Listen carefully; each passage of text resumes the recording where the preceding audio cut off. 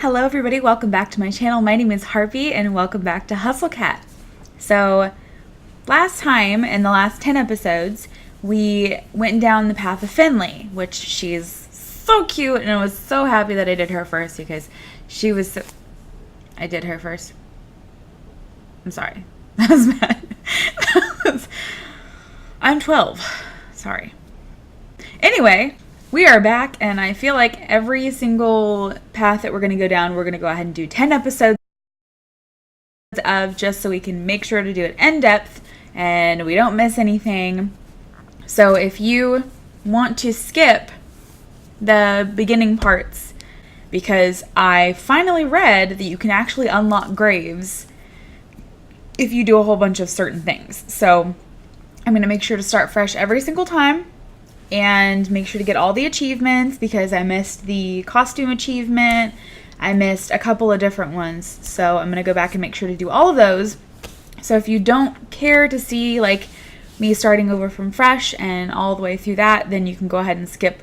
We're going to say probably to like episode 3 or 4 so that you don't have to see all of the middle crazy stuff. So anyway, let's get started. And this time I actually fixed it to say she, her because I do want to play as a girl. I thought that by pronouns, I can't English. I forgot everything that I learned in high school. So I forgot what pronouns were. So, don't judge me. Okay. Okay, this is me. I think I fell asleep on the couch again. Little lasers of sunlight are zapping right onto my face from the middle of the curtains. I think they've been specifically aimed to burn out my eyes. What is it, like noon? Jeez. Not my fault. This couch pulls you in like you're drowning in bread dough. My spine pops in loud protest as I swim free from my bread dough cushion trap. I'm gonna have to apologize to Aunt Wendy. I'm probably leaving a dent in the shape of my ass in the cushions. I'll probably have to apologize for a couple of things, actually. Okay, I know this looks bad, but it's almost not even my fault. I can't help that clutter is naturally drawn into my gravitational pull. Honestly, it makes me feel a little more comfortable, you know? Like I really live here instead of just like I'm couch surfing at my aunt's. Or like I'm living in a furniture catalog. Not that I'm ungrateful. Aunt Wendy is awesome to let me use her apartment while she's away. She helped talk Mom and Dad into letting me come all the way out to the city, too. She's pretty cool. I hear rustling around behind me like fingernails on cardboard. It makes me pause for a second, but I jump up as I realize what it is.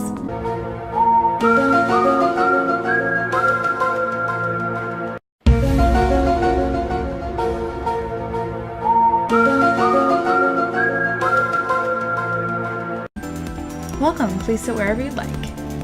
I shuffle in place for a moment, at first unsure of where the voice came from, then of whether I want to sit or if I want to keep this strictly business. Actually, I start as the source of the voice looms into view. He appears suddenly from the second-story landing and covers the length of the floor in a few strides. You look confused. Is this your first time here? Would you like me to explain a bit about how the cafe works? We already know how it works. I'll be happy to give you a tour. His eyes are gentle. He's one of those people who smiles with his entire body. It's positively infectious. Actually, I'm here about the job. Oh! His pause is brief, but it worries me a little. Is it really that surprising that someone would come in and ask about a job? Did I do it wrong? Oh, great! We don't have a lot of responses. I think it's because Mr. Graves only puts the sign up in the window. He doesn't want to advertise anywhere. Good thing I came in then, huh? You're right. His smile is broad, but his eyes creep to the back of the cafe like he's looking for an escape. Okay, you can take a seat. I'll go get the owner. He'll be able to tell you a little bit more about what he's looking for. You got it. Oh, and what's your name? Avery. Avery, cool. I'm Landry, nice to meet you. Okay, I'll be right back. He bounds up the stairs and disappears. I begin to sit at the little cafe table, but freeze halfway as I hear a faint exclamation of dismay. It's followed by thundering footsteps, then by Landry's return. Avery, I'm so sorry. What? I didn't offer you any coffee. Would you like some? Oh, don't scare me like that. Sure. You got it.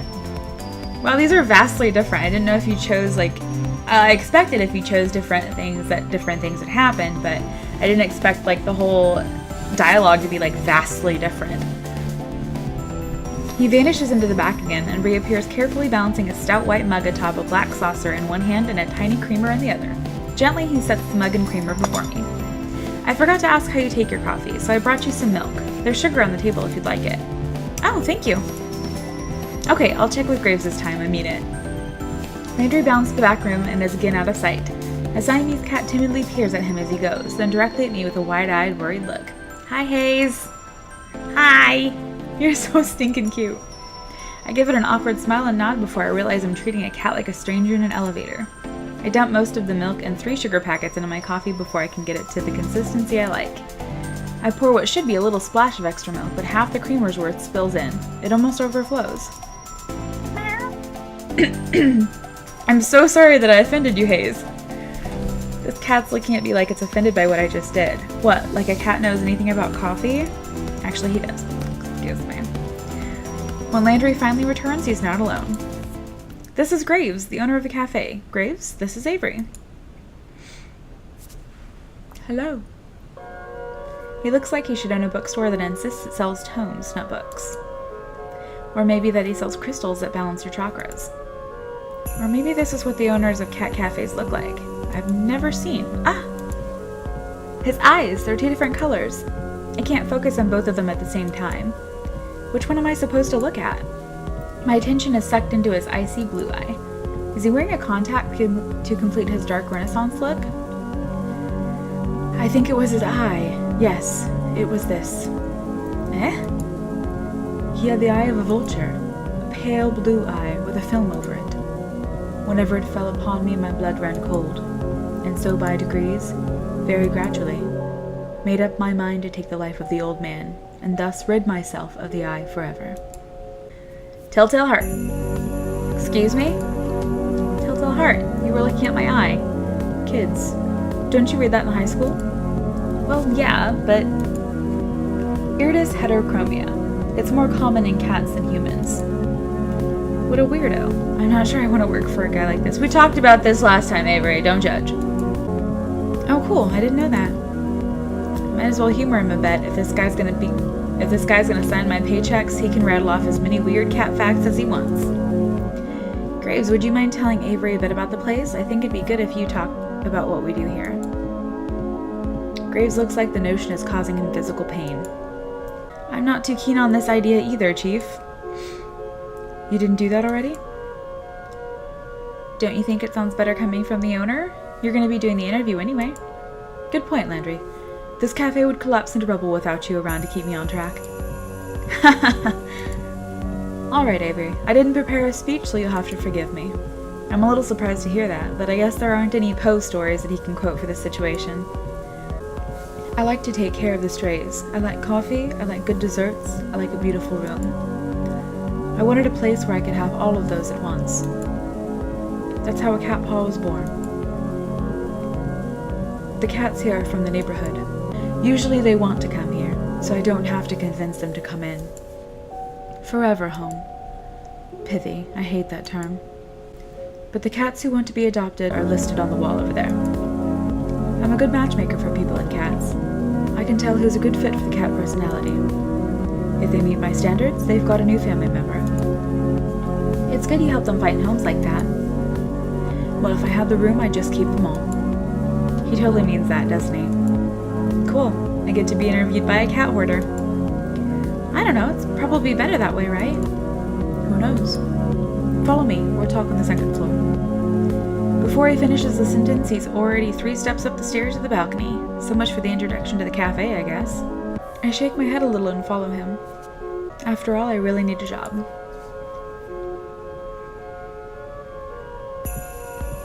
We make our way up to the second floor balcony, which, except for us, is only occupied by those amazing-looking cakes in the display case.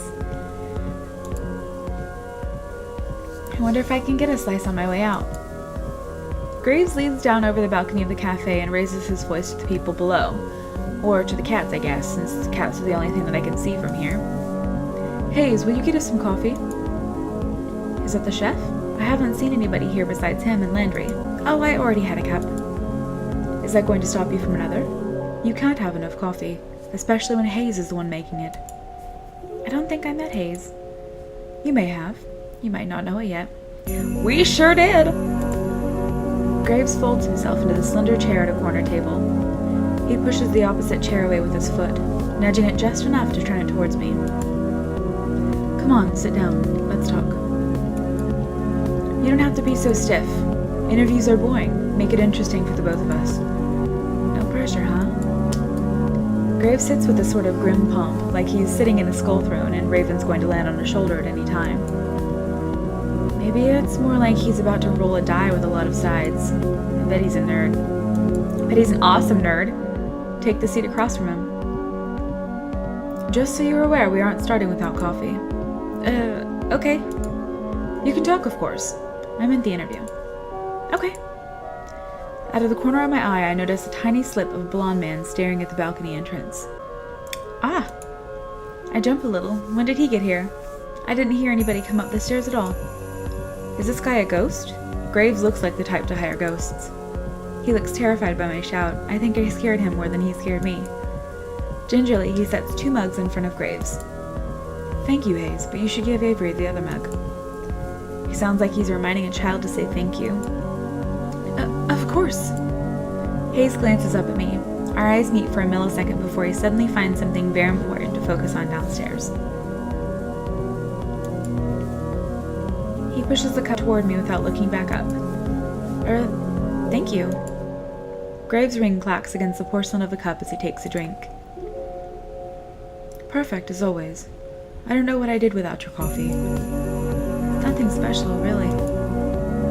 He talks like it's the first time he's spoken today, quiet and a little hoarse. If that's all, I'll go back to the cats. That's fine. Hayes slips back down the stairs just as quietly as he arrived. That kid would make a great ninja. I look down at the coffee and see a sleepy cat face staring up at me from the phone. I've only ever seen latte art on the internet before. Did Hayes really do this? I take a sip. It's not bad if you like coffee, I guess. But it could really use some sugar. There are packets on the table, but I can't bring myself to ruin the phone cat. Now we can get this going. Let's interview.